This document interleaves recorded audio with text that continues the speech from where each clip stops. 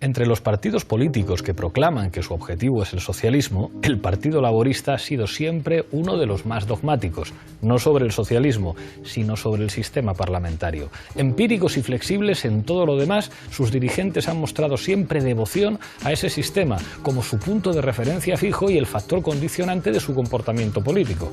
No se trata simplemente de decir que el Partido Laborista nunca ha sido un partido de la revolución, más bien es que los dirigentes del Partido Laborista siempre han rechazado cualquier tipo de acto político que cayera o que les parecía caer fuera del marco y las convenciones del sistema parlamentario. El Partido Laborista no solo ha sido un partido parlamentario, ha sido un partido muy impregnado por el parlamentarismo. Esto decía Ralph Miliband sobre las limitaciones del laborismo. Veremos lo que le dejan hacer a Corbyn. Hoy hablamos de Reino Unido. Bienvenidos a Fort Apache.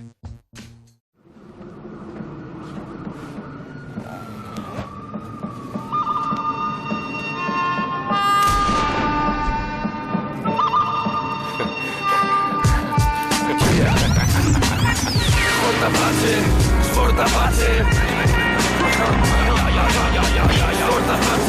Es Fort Apache.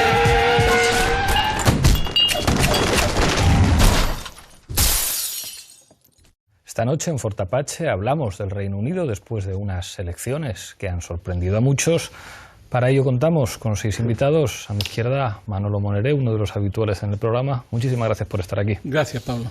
Marga Ferrer, de la ejecutiva de EU. Bienvenido una vez más al programa. Gracias por invitarme. No podía faltar Giles Tremlett, corresponsal de The Guardian en Madrid. Muchísimas gracias por acompañarnos. Hola, ¿qué tal? Buenas tardes. Carlos Prieto del Campo, de la edición en castellano de la New York Review. Bienvenido. Un placer.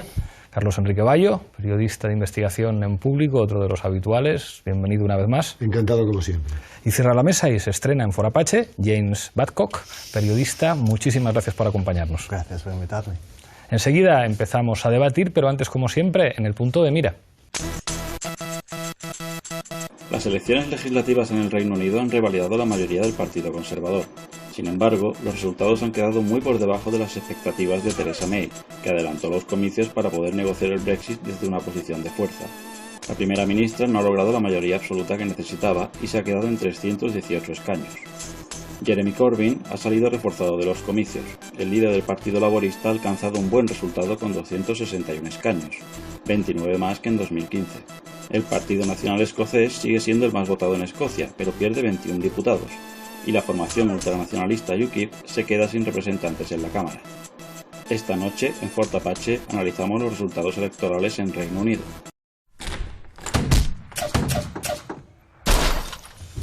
Empezamos como siempre en Fort Apache con la regla del minuto. Misma pregunta para los 6 invitados. Empiezo contigo, Manolo. ¿Qué ha pasado? Que la política es una cosa muy hermosa. Es que yo creo que lo más bonito de Gran Bretaña es que el pueblo, el vulgar pueblo, el pueblo normal que todo aguanta, pues empezó a escribir un guión diferente a lo que la élite pensaba.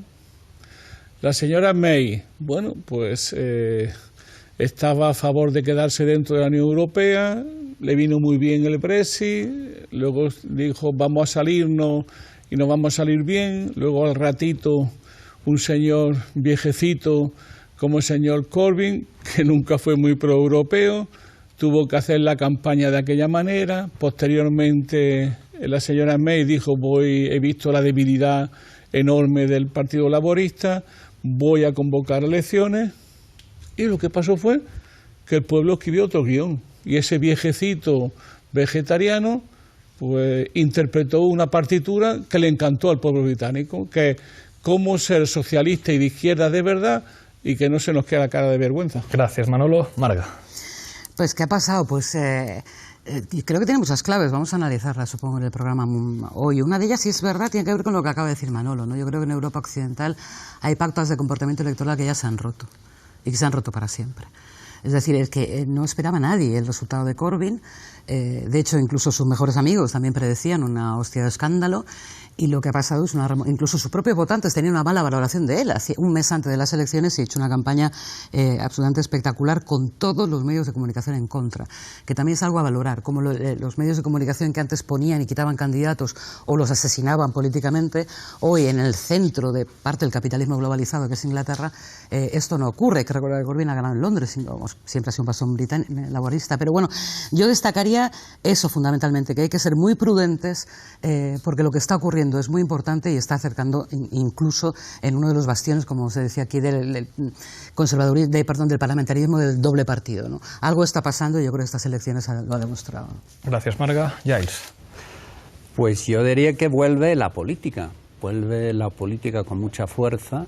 En primer lugar lo vemos en la participación en las elecciones, que subió muchísimo. Y con esa vuelta a la política vuelve el bipartidismo en el Reino Unido. Y yo creo que ese bipartidismo vuelve porque empezamos a ver unas ofertas electorales muy bien diferenciadas. O sea que ya no es una pelea del centro, sino es claramente una pelea entre dos opciones, una de izquierdas y la otra de derechas, muy sencilla en ese sentido. A la hora de elegir. Desaparece el UKIP, que luego seguramente lo miraremos y nos tendremos que hacer preguntas sobre esto, y más que nada salen los jóvenes. Carlos. En mi opinión es el colapso del extremo centro, y es decir, de la caída hacia el centro del espectro político de todas las opciones, que es lo que había ocurrido durante los últimos 30 años. Por otra parte, evidencia también la crisis ya irreversible del nuevo laborismo, que había tenido ya el pico con Gordon Brown en 2010 y ya con Blair en 2005, y ahí obviamente se reinventa, al menos potencialmente, un partido que estaba sufriendo una crisis enorme, producto precisamente de ese New Labour y del modelo de Tony Blair. Por otra parte, se demuestra que es la gran moderación que sirvió para explicar lo que sucedía macroeconómicamente, que acabó en la gran recesión y en la gran crisis. Se podría traspasar el análisis al ámbito político y decir que el gran consenso ha acabado en modelos tremendamente autoritarios que ahora están colapsando, en tanto que aparecen opciones políticas muy matizadas y con una capacidad de reconstruir la política en Europa. Gracias, Carlos. Yo creo que ha sido la combinación de una estupenda campaña de Corbyn, que ha sabido atraer a los jóvenes, por ejemplo, prometiendo la educación universitaria gratuita universal, y también porque se ha descentrado el debate en los servicios sociales, en lo que realmente ha animado a una mayor participación de la juventud y de las personas con educación o de las grandes ciudades, y una desastrosa campaña de May en la que ni siquiera participaba porque parecía que estaba por encima de los debates y delegaba y que además su giro a la derecha para conseguir a los votantes del UKIP con lo del Brexit ha sido un tiro por la culata, porque como nadie se esperaba el resultado del referéndum, luego muchos de los que han quedado espantados por ello han ido a las urnas, y realmente la participación ha sido importantísima y progresista. Gracias, Carlos. James. Bueno, como dice Manolo, sobre todo ha sido bonito por la sorpresa, pero muy difícil, yo creo, de analizar con tanta sorpresa. Yo creo que una cosa que ha sentido mucha gente, y esto pasa en muchos países, es que está tomando una actitud muy crítica con sus gobernantes y se sentían muchos, yo creo, utilizados con esta llamada a las urnas. Tenemos en Inglaterra desde hace poco una ley de parlamentos fijos, y la señora May pues llamó a elecciones básicamente porque tenía una mayoría, pero había gente que insistía en votar en contra, ¿no? La oposición insistía en votar en contra de sus propuestas, y yo creo que mucha gente ha visto esto como una especie de fraude, y con mucho gusto le ha dado un bofetón en toda la nariz. Luego, obviamente, los logros de Corbyn y Labour han sorprendido un montón. Lo que no sé hasta qué punto es que, como es una elección tan especial con Brexit de por medio, si esto quiere decir que el modelo de Labour con Corbyn realmente es de gobierno. Eso ya lo veremos en el futuro. Gracias, James. Hay, digamos, muchas cosas en vuestras intervenciones, ¿no? Digamos, la sorpresa, las pautas de comportamiento electoral como impredecibles, unos medios de comunicación que parece que ya no influyen o ya no condicionan tanto como antes, digamos, el que haya ofertas políticas y electorales nítidamente distintas, el colapso del extremo centro. La sensación, que lo que quiero poner encima de la mesa, que yo creo que tiene que ver con el Reino Unido, pero también con otros países, y no solamente en Europa, en Estados Unidos también, es que los márgenes de lo posible se habrían ensanchado enormemente y que la centralidad política entendida como los temas previsibles que pueden manejar las opciones electorales ganadoras se han redefinido por completo. O sea, en el caso del Reino Unido es muy curioso, nadie se imaginaba que el Brexit se pudiera convertir en una realidad, nadie convocó un referéndum para perderlo y Cameron lo perdió. Y en este caso es muy llamativo lo que ha ocurrido. Podía quizá no sorprender tanto que después de una masiva afiliación juvenil al Partido Laborista y con su crisis interna, una figura como Corbyn, a pesar de que fue una sorpresa su victoria en las primarias, emergiera, pero parece que se había instalado el consenso de que buen candidato para la izquierda del partido, mal candidato electoral, y que Corbyn no iba a funcionar y que el electorado británico es mucho más conservador, y resulta que no, que funciona mucho mejor que cualquier otro, y además haciendo una campaña, digamos, agresiva, siendo muy claro en temas que han devuelto la cuestión de la clase social al debate en el Reino Unido y hablando de política internacional de manera muy clara. Claro, esto abre unas posibilidades, no solamente en el Reino Unido, sino en todo el mundo, de hacer que temas que antes estaban absolutamente proscritos en la agenda o que solamente hablaban de esos temas los extremistas, pasen a ser temas de centralidad política, y yo supongo que también los conservadores estarán echando sus cuentas por lo que implica un escenario político así. Yo creo que de todas maneras es importante el abismo generacional, que es fenomenal. Es un abismo generacional que también tenemos en España. Es decir, los que deciden que gane el Brexit son los que no van a vivir las consecuencias de ese Brexit. Pero es que los jóvenes votan de una manera completamente diferente en el Reino Unido y también en España que sus mayores. Entonces ese abismo generacional es el que también ha marcado esta elección, porque nadie se esperaba que los jóvenes volvieran a tener afán de ir a las urnas, de participar en los mítines, de hacer campaña, de involucrarse en la política. Tampoco lo parecía antes del 15M en España, parecía que estaban ya cansados y se iban a dedicar a la música o a cualquier otra cosa. Y de repente han vuelto a la política esos jóvenes, y esos jóvenes han sido espectaculares, es decir, de los de entre 18 y 24 años en Reino Unido ha subido 14 puntos la participación desde el 75. Es que se están politizando los jóvenes y por lo tanto hay una brecha cada vez mayor entre generaciones. Marga y Manolo. La brecha generacional nítidamente, pero también a mí me da cierto miedo, tú lo has dicho, ¿se han ampliado los límites de los posibles? Sí, hombre, también es verdad que se habían estrechado muchísimo a partir de la tercera vía o de lo que era políticamente correcto en los años 90, a principios de los 2000. Entonces, volver a ampliarlos es una necesidad, me parece una grandísima noticia, y volver a colocar, como tú has dicho, una campaña centrada en los servicios públicos, en la necesidad de empleos dignos, en el transporte, en la desigualdad. Hablaba mucho de desigualdad Corbyn.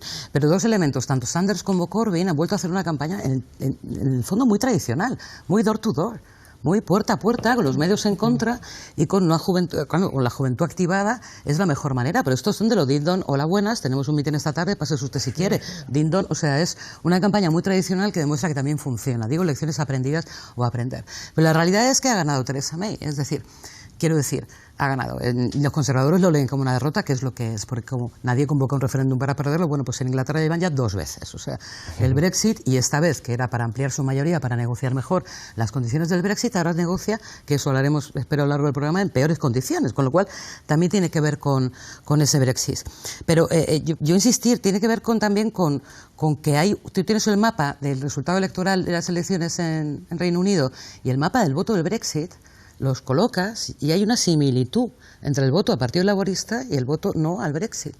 Es decir, que generacionalmente sí. Aunque claro. Dentro de la propia campaña el Brexit no estuviera en el centro, porque ya está en el centro de la vida política británica, no fuera uno de los centros, luego lo ves y tiene que ver. Yo uniría también las dos elecciones, no para justificar nada, sino para entender ese nuevo comportamiento que yo creo que rompe moldes y que hay que analizar y estudiar y aprender todo lo que podamos para poder realmente romper esa dinámica de tercera vía de centro. Perdón, el último elemento. Es verdad que esa nueva militancia del Partido Laborista, igual que con Sanders, hay una nueva militancia mucho más seria, mucho más eficaz, no diría más radical, sino más seria en lo que es, pero choca con unos cargos públicos electos en el Parlamento británico, en el caso del Partido Laborista, que siguen siendo tercera vía. O sea, ese choque. Corbyn está en minoría en el grupo parlamentario. En un parlamento en el que vosotros sabréis mejor que yo, la insumisión de los diputados se entiende mucho mejor que aquí, en el que se manda mucho desde el Parlamento, no es tanto un sistema como español. Entonces, ¿qué pasa ahora? Es quizá un poco la duda que me pueda generar. Si Corbyn ha tocado techo, ¿cómo reacciona el grupo parlamentario en el que él está en minoría? Y sobre todo, ¿cómo va a regresar los conservadores ante esta derrota? Esas son mis preguntas. Yo creo que el problema es un poco lo que decía en el último libro, que por fin se ha traducido al castellano, de Wolfgang Streeck, ¿no? Sobre los finales del capitalismo, ¿no? Que es lo que llama el interregno, ¿no? Entre lo viejo que no acaba de morir y lo nuevo que no acaba de nacer. Eso, ¿qué hay detrás de eso, no? Yo creo que hay una crisis profunda del neoliberalismo. El problema es que ninguna gran teoría se cae si no tiene alternativa política. Y yo creo que lo que está ocurriendo, la experiencia que nos viene no solo de Gran Bretaña, pero de Gran Bretaña, es que empieza a articularse una alternativa al neoliberalismo. Yo creo que es el primer dato importante. Es decir, está decayendo el neoliberalismo como propuesta, mientras que el establishment es absolutamente no liberal. En la sociedad cada vez se está intentando más superar el neoliberalismo con otra alternativa o con otras alternativas posibles. Eso es un primer dato, yo creo que muy importante y trascendente. Y la segunda es la ruptura generacional. Hablo de ruptura generacional, no solo de abismo, sino de ruptura, porque es las nuevas generaciones los que están haciendo la ruptura. Las viejas generaciones han quedado presas del neoliberalismo, han quedado presas de que el neoliberalismo es el horizonte de nuestra época insuperable. Las nuevas generaciones ya no. ¿Por qué? Porque empieza a politizarse el sentimiento, lo que yo llamo más el sentido de la vida. El joven de hoy está politizando su sentido de la vida, mejor dicho, la falta de sentido de vida que tiene el neoliberalismo para ellos. Es decir, ahora mismo el joven, los jóvenes, las jóvenes están haciendo una apuesta como ya se han hecho otras veces en la historia de la humanidad y del siglo XIX, XX y XXI, que es, nuestra vida carece de sentido con este aplastante mundo de vida que es el neoliberalismo, tenemos que superarlo y lo superan con los materiales que tienen. ¿Cuáles son los materiales que tiene en Gran Bretaña? El neoliberalismo. El laborismo. Perdón, el laborismo. Pues cogemos a este viejecito, que de pronto habla como nosotros y nos parece magnífico, y empalman los padres, empalman los nietos con el abuelo, porque este es el abuelo. La generación de media se ha quedado con el neoliberalismo. Entonces, este viejecito, que es mi abuelo, no habla como nosotros, porque habla como por lo que era cuando era joven este señor Corbyn. Y yo creo que eso es muy importante, porque se va a reproducir mucho, yo creo, en toda Europa, este tipo de elementos, ¿no? En España, los materiales eran a otros y ha habido que inventárselo, y aparecía el coleta, aparecían muchas cosas, ¿no? Y en parte también ahora Pedro Sánchez. Yo creo que ese es el mundo donde estamos, ¿no? Es decir, es neoliberalismo que cae, que pierde legitimidad, ruptura generacional y el mundo de vida y el sentido de la vida como elemento central de la vida política, ¿no? Giles. Pues yo no sé si estoy de acuerdo, sobre todo en cuanto a la generación de los abuelos, ¿no? Porque yo lo que veo en el Reino Unido es que los abuelos se hacen conservadores, cada vez más conservadores con el tiempo. Entonces lo que estamos, bueno, el único, eso. Y por lo tanto estamos, yo creo que hablamos de peleas de clases, de peleas de todo tipo.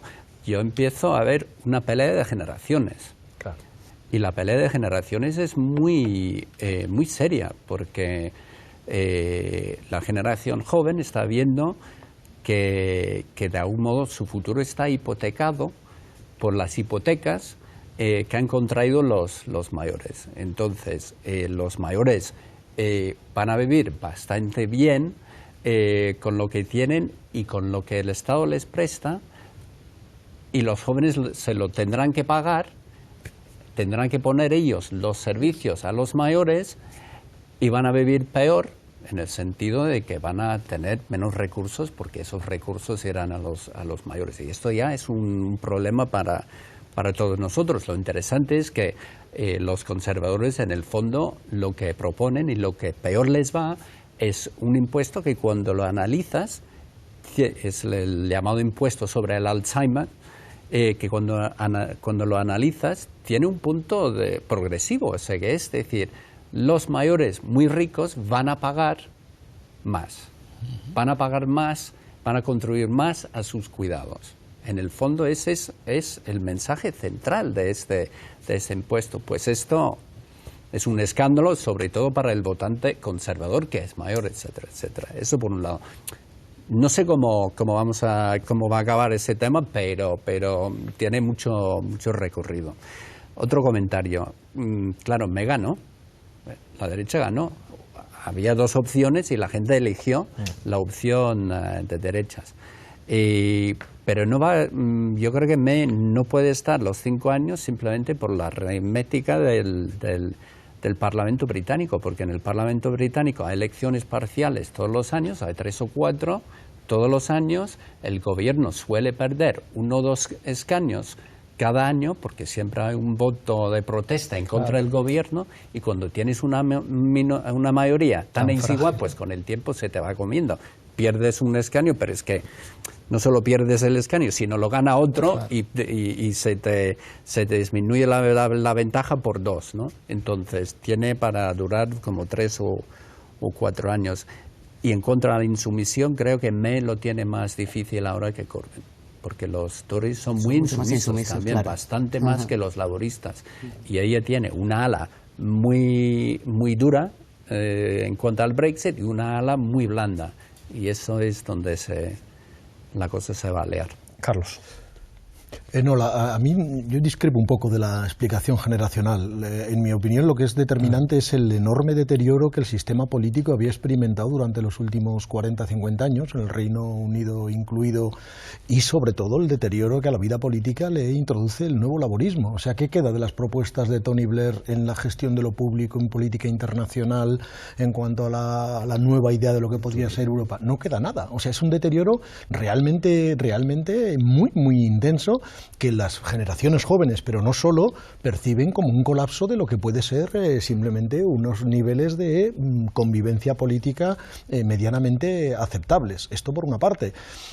Porque a este deterioro político hay que añadirle un deterioro socioeconómico brutal, en tanto que las élites globales siguen apostando muy fuerte, y en el Reino Unido es el mega laboratorio para entender estas tendencias, siguen apostando muy fuerte porque ese deterioro socioeconómico se decline con enorme vigor y enorme intensidad en cada una de las grandes líneas de estructuración social. Toda la gran diferencia territorial de riqueza en el Reino Unido entre el Gran Londres, el sudoeste del país, y el norte industrial, Midlands, Escocia, etcétera, etcétera, es enorme en términos de desarrollo geográfico desigual. Desde el punto de vista de las políticas socioeconómicas leídas desde el punto de vista de clase, el deterioro es brutal. Desde el punto de vista generacional, que es otro aspecto, es brutal. Del punto de vista de crear otro tipo de politis que puedan lanzar un proyecto europeo en condiciones de enfrentarse a las crisis sistémicas que están afectando tanto a Europa como globalmente, es brutal. O sea, es que es un deterioro socioeconómico producto de este proyecto de las élites, y un deterioro del sistema político que tiene que explota creativamente por un lugar o por otro. James. Muy interesante este tema de si los jóvenes realmente están poniendo encima de la mesa una política alternativa. La verdad es que el voto a favor de Labour entre los jóvenes es aplastante, pero yo no lo sé, yo lo interpreto mucho más en clave de estas elecciones, en clave de Brexit. Y el resultado del referéndum de Brexit era muy ajustado. Luego, May y sus, ¿no?, sus más fuertes socios han abusado. Yo creo que la gente ha interpretado que han abusado un poco de esa victoria muy ajustada por el Brexit. Y lo que hay gente, yo estoy seguro que si Corbyn gana 40% es porque hay gente que se tapa la nariz, ¿no? Hay gente que a veces vota conservador o a veces los liberales y vota a Corbyn como para corregir un poco la lógica a la que nos llevaba el gobierno, ¿no? Hacia el precipicio de un Brexit duro, a lo loco, ningún acuerdo es mejor que un mal acuerdo, etcétera, etcétera. Entonces lo que tenemos ahora es una dosis de realismo en el Parlamento. No hay mayorías, le cuesta tener una mayoría con el apoyo de los de Norte Irlanda. Entonces, otra vez, la importancia de los representantes, los diputados de cada lado es súper importante. Habrá que escuchar a todos, habrá que llegar a acuerdos mucho más consensuados para avanzar en el Brexit, y yo creo que ese es el resultado que mucha gente quería, porque creo que 2/3 de las personas en encuestas antes de las elecciones decían que no querían un Brexit duro. Un Brexit duro. Hay varias palabras pedidas, pero antes vamos a Zapping Apache. At this time, more than anything else, this country needs a period of stability. And if, as the indications have shown, if this is correct, that the Conservative Party has won the most seats and probably the most votes, then it will be incumbent on us to ensure that we have that period of stability, and that is exactly what we will do. Anarquía, corrupción, escisiones y un descontento general. Yo diría que los enemigos de la nación han florecido bajo vuestra protección. The Prime Minister called the election because she wanted a mandate. Well, the mandate she's got is lost Conservative seats, lost votes, lost support and lost confidence. I would have thought that's enough to go, actually, and make way for a government that will be truly representative of all of the people of this country. You know, we have to wait and see how things shake out. But, you know, I've always said the SNP would want to be part of a progressive alternative to a Tory government. Politics has changed, and politics isn't going back into the box where it was before. Because what's happened is people have said they've had quite enough of austerity politics. They've had quite enough of cuts in public expenditure, underfunding our health service, underfunding our schools and our education service, and not giving our young people the chance they deserve in the European ideal. Really, Minister? Appalling cynicism. Yes. We call it diplomacy, Minister. Os dejo un tema más encima de la mesa que no hemos tocado todavía, que es el tema de la plurinacionalidad, que en el Reino Unido es algo reconocido y claro, es un reino con diferentes naciones, y ha llamado la atención lo que ha ocurrido en Escocia, porque había muchas expectativas. Digamos que el Brexit parecía que habría una nueva posibilidad para los escoceses, donde votaron mayoritariamente en contra de dejar la Unión Europea y donde la posibilidad de un nuevo referéndum que incluyera el tema Europa junto a la independencia de Escocia, digamos, podía adquirir fuerza si efectivamente se confirmaban los resultados de un éxito electoral del Scottish National Party, pero finalmente hubo decepción y a los escoceses les fue mal. Dejo este tema y tiene la palabra Carlos, luego Marga, luego Sí, yo quería mencionar Escocia también, pero yo creo que es exagerado pensar que el Brexit ha sido tan central en estas elecciones. Sí, en los sondeos a pie de urna, y no me refiero a las encuestas previas que se equivocaron mucho, los sondeos a pie de urna sí que acertaban, pero sobre todo sobre los que ya habían votado, solo el 28% consideraba que el Brexit había sido central en la campaña para su voto. Y entre los que habían votado laboristas, solo el 8% dijeron que el Brexit había sido fundamental en lo que habían votado. Eran mucho más importantes los servicios públicos, las perspectivas de futuro. Lo que le acabamos de oír decir precisamente a Corbyn, que este gobierno conservador no le está dando a la gente joven la oportunidad que se merecen en este país, porque no hay perspectivas de futuro en el neoliberalismo. evidentemente. Entonces, en cuanto a la anomalía escocesa, que realmente es una anomalía, porque es que sin los 12 escaños que le ha conseguido el Partido Conservador en Escocia, May no tenía ninguna posibilidad de gobernar, ha tenido que dejar Downing Street. Entonces, ¿quién se lo consigue? Se lo consigue Ruth Davidson, que es una Tory muy liberal, en el sentido muy progresista, y que además ella es lesbiana, ella ha anunciado que se va a casar con su compañera, y que por lo tanto es una nueva forma de vivir, una nueva mentalidad. Entonces eso puede, aunque sea Tory, puede atraer a estos electores que ya lo comentábamos antes de iniciar la tertulia.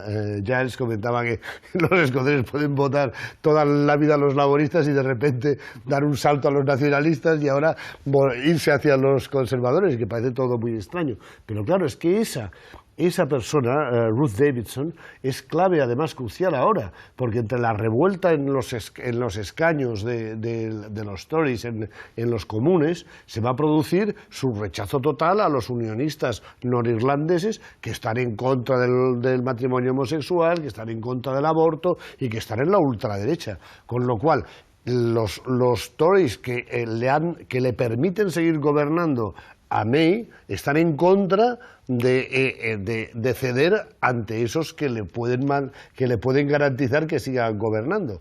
Es que May en estos momentos solamente se mantiene en Downing Street y no ha dimitido por dos grandes miedos.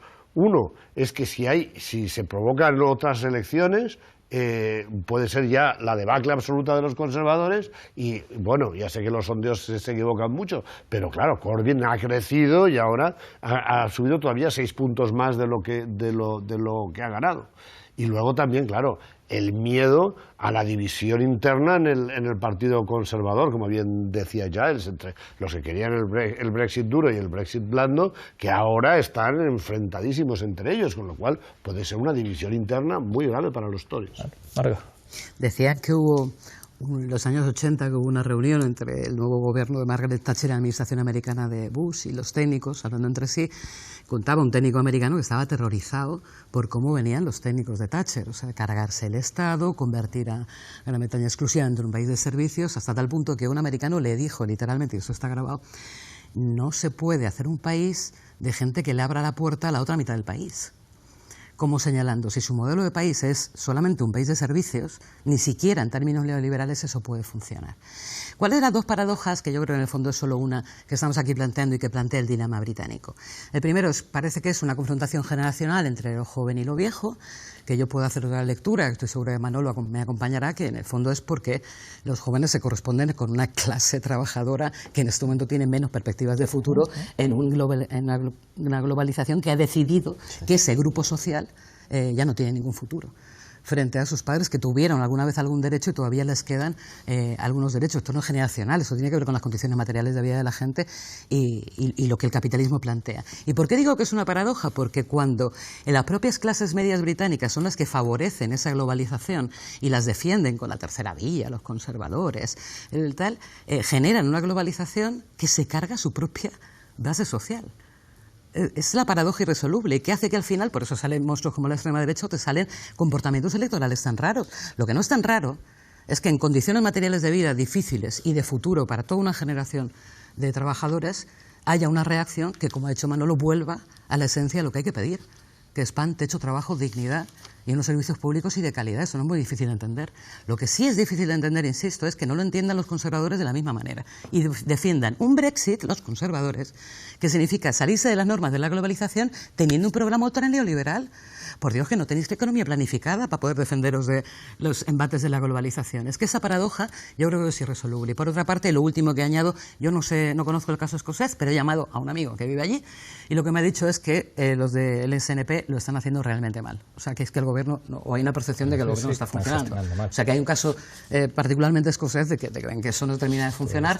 Lo que no se termina de entender es que Escocia, que siempre había sido como Andalucía para el PSOE, ¿no? Era como el granero de votos, bueno, pues no sé muy bien por qué eso se ha terminado de ir a los conservadores, pero que tiene gran parte de culpa, me decían gente que vive allí, de la mala gestión del gobierno, ¿no? Ahí os dejo una cosa, Manolo, encima, a ver qué os parece, porque sugería Marga, una cosa que leía preparando el programa en un artículo de Luke Storbart, que decía una cosa, claro, él viene de un trotskismo en el que están encantados de que dices, bueno, pues ahora tenemos un candidato de izquierdas que dice cosas de izquierdas, ha vuelto el eje clase social en una clave progresista en el Reino Unido, que esto no es menor en el Reino Unido, donde el Partido Laborista ha podido ser un partido antirrevolucionario, no un partido socialista, pero coño, si era un partido de clase, con las reivindicaciones de clase. Pero claro, esto es muy llamativo porque ahora, decía Marga, claro, los jóvenes tienen una posición de clase que puede hacer entender y justificar que voten por los laboristas por su posición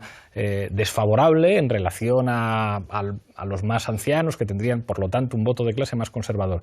Pero, sin embargo, si os acordáis, cuando analizábamos en esta mesa el resultado del Brexit, decíamos, en la votación del Brexit daría la impresión que el voto de clase trabajadora tradicional se habría opuesto a ese voto de las clases medias, metropolitanas, ilustradas, que serían contrarias a la salida de la Unión Europea, y sin embargo habría habido un voto de rencor de esa clase trabajadora olvidada que puede tener una actitud xenófoba, que habría votado a favor del Brexit. Entonces, a mí me da la impresión de que hay una lucha permanente entre ese eje clase que opera y una batalla cultural que es permanente en todas las sociedades, digamos, occidentales, en la que hay elementos que atraviesan y donde Corbyn ha hecho cosas muy raras. O sea, se ha atrevido a decir la verdad en política exterior, que esto solía ser un tabú en política. En política exterior no se metía nadie y Corbyn ha dicho la verdad de lo que hay en política exterior y poniendo encima de la mesa pues buena parte de esa batalla cultural entre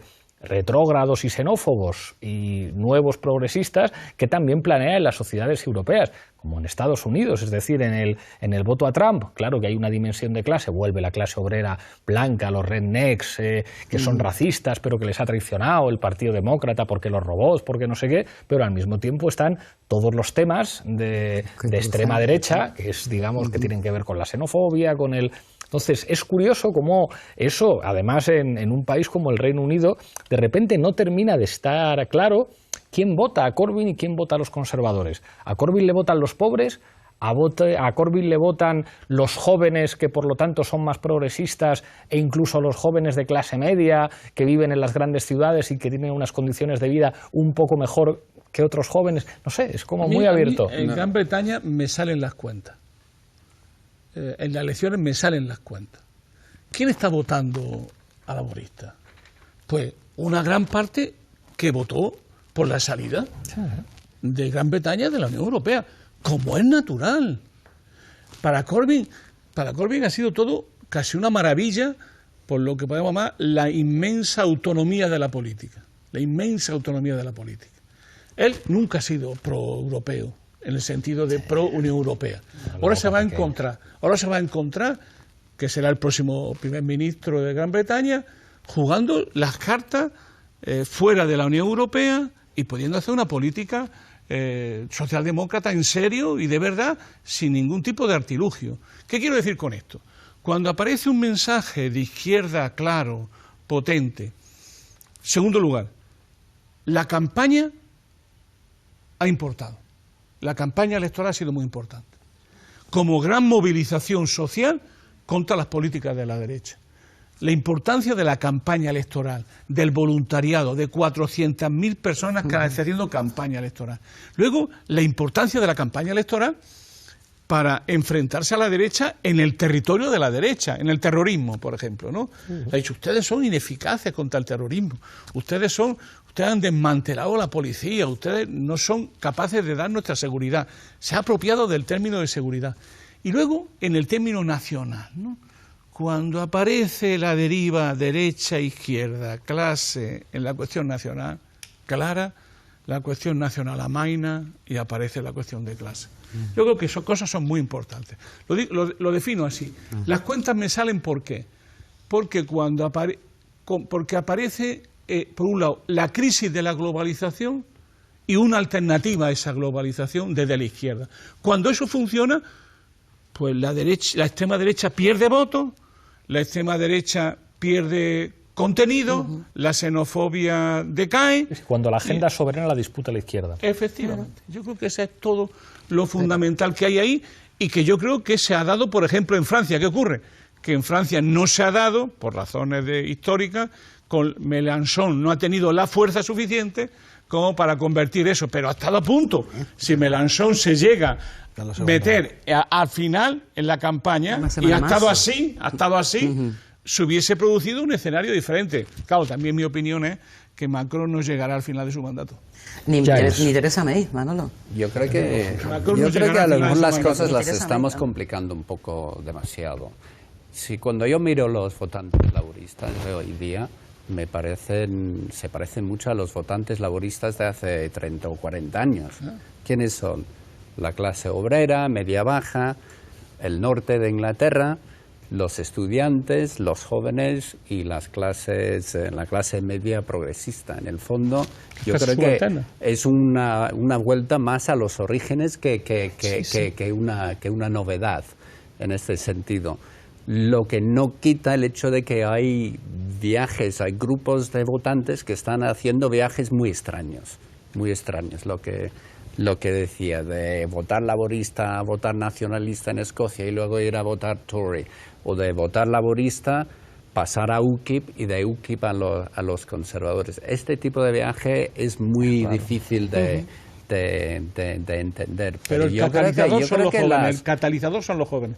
Sí, pero son los jóvenes. Claro, y lo que es distinto a lo de antes para mí es esto, es la gran diferencia, la gran brecha generacional, que yo no sé cómo va a ser dentro de 10, 20 años, si es una brecha generacional, pues cambiamos de generaciones, pasamos de una generación a otra, ¿vamos a cambiar de voto o es que todos estos jóvenes que son de izquierdas ahora van a seguir siendo de izquierda? No tengo ni idea. Si me perdona, eso lo vio un señor que nació en España, que se llamaba José Ortega y Gasset, que siempre, cuando hay una crisis histórica, detrás de una crisis histórica siempre hay una generación que la toma y se convierte en el protagonista de la crisis histórica. Y yo creo que eso lo estamos viendo en todas partes, ¿no? Puede ser, pero dejadme que insista, es que las condiciones materiales de vida de esa generación joven es lo que determina su posición en el mundo, no la determina no es una generación bit, esto no es cultural, esto es estructura, pero no solo superestructura, por supuesto. Por supuesto que también superestructura. Cultural, sentido de la vida. Por supuesto, Manolo, pero tiene que ver también con toda una generación. La crisis cultural, que por cierto, Pablo que lo que puede antes, hacer es envejecer. O sea, la batalla cultural. Pero por supuesto que es central. Yo no digo que no sea central importante, pero lo que quiero decir es que esto también no es una reacción solo cultural. O sea, sino que tiene unas bases materiales que sostienen un comportamiento. Estamos llegando al final, así que volvemos a la regla del minuto. Todos tendréis un minuto de conclusiones. Empiezo por ti, Carlos. Bueno, a ver, es que no olvidemos que el electorado británico ha estado sometido a una austeridad conservadora durante muchos años, que además luego decían que venía impuesta por la Unión Europea, y eso también fue un fenómeno que hizo ganar el Brexit. Parecía que la austeridad la imponía la Unión Europea cuando era la política neoliberal de los propios conservadores, que ahora han anunciado el fin de la austeridad. Pero también ha habido una soberbia por parte de May, una soberbia por parte de los Tories, de que consideran que como la única salida, el único horizonte, el único futuro es el neoliberalismo, vamos a condenar a toda la población a esa falta de futuro. Por eso es importante esta generación que ha dicho, no, nosotros no nos van a condenar a no tener futuro. Y por eso es muy importante, insisto, esta juventud nueva, que no solamente en Reino Unido, sino en el resto de Europa, es la que va a reclamar su futuro. James. Sí, pues la austeridad es importante, y si miramos el gran evento desde las elecciones, o sea, el modelo de sociedad se está examinando con el fuego en la torre de Grenfell, ¿no? Puede que estemos ante una nueva situación. El resultado yo creo que no es muy claro cómo se ha dado, pero ahora sí que tenemos esta situación, un partido laborista muy oscurado a la izquierda con 40%, cosas encima de la mesa como pues la posibilidad de cambiar un poco de modelo social, de volver a nacionalizar, porque mira dónde nos llevan las privatizaciones, dejar todo en manos de las empresas, ponen plástico encima de los edificios y mueren la gente más pobre en la sociedad. Entonces, las siguientes elecciones van a ser muy interesantes. Yo creo que una cosa está clara, el Partido Conservador no puede permitir que May otra vez se enfrente con Corbyn, porque eso está claro que tiene todos los papeles para perder y mal. Gracias, James. Giles. Pues yo creo que estamos en un cambio de ciclo político en el Reino Unido. Las elecciones son una prueba de ello, pero yo creo que también la reacción que hemos visto al incendio de la Torre de Grenfell es incluso más importante en ese sentido, porque es como la confirmación de lo anterior, si me entienden. Entonces, vamos a ese cambio con una generación joven que yo creo que se ha despertado muy tarde. O sea, han llegado justo.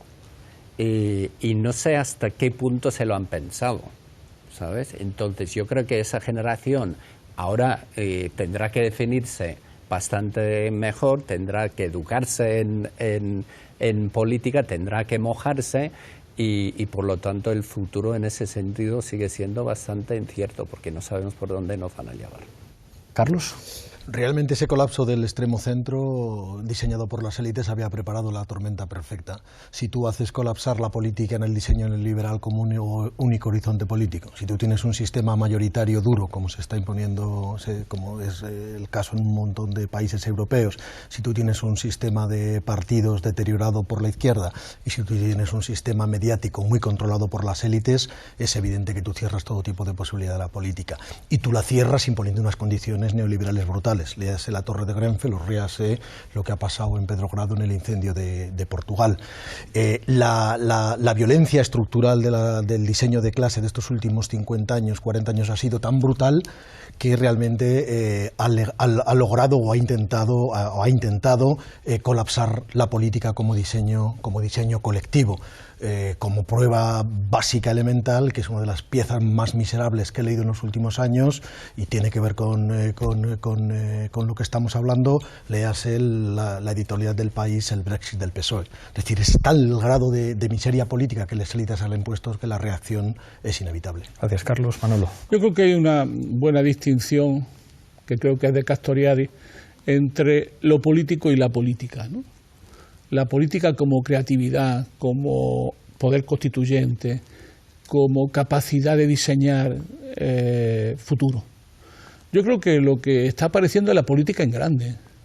La política en grande como sueño, como esperanza, como organización de la vida colectiva, como parte de la sociedad que no se rinde a vivir peor y a no tener capacidad de decidir su futuro, ¿no?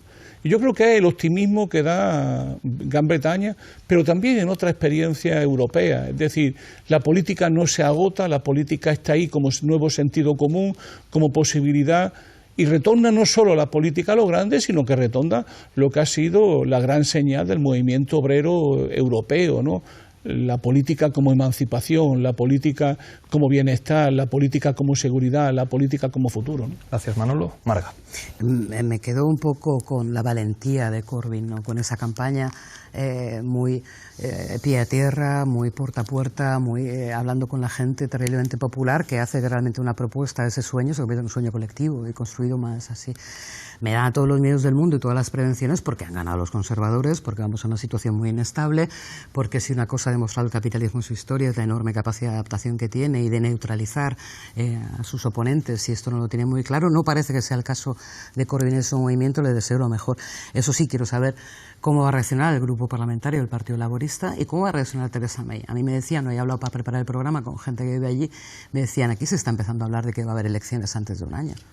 O sea, que no puede gobernar en minoría con solamente los socios de unionistas del norte de Irlanda, que encima no está bien que se metan en política inglesa, como me decía Carlos Bayo antes. En fin, porque tiene luego en casa los problemas que tienen. Quiero decirte que vamos en un momento de inestabilidad, pero es interesante, un momento de creación en el que yo creo que por fin hay una izquierda de referencia en Inglaterra, es algo que no teníamos hace mucho tiempo. Muchísimas gracias, Marga. Muchísimas gracias a los 6. Aquí nos veremos la próxima semana en Fort Apache. you.